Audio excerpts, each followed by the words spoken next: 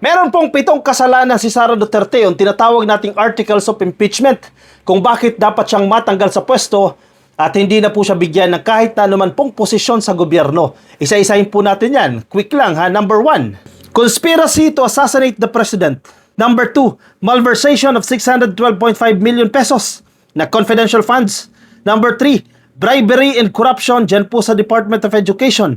Number 4, unexplained wealth and failure to disclose assets sa kanya pong SALN.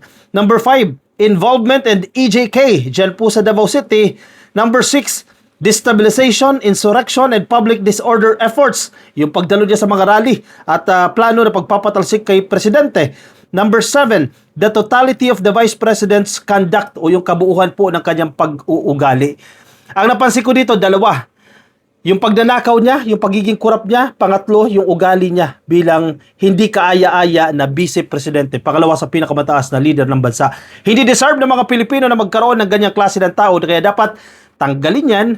Huwag pahawakin ng kahit anumang posisyon. Impeach Sara now.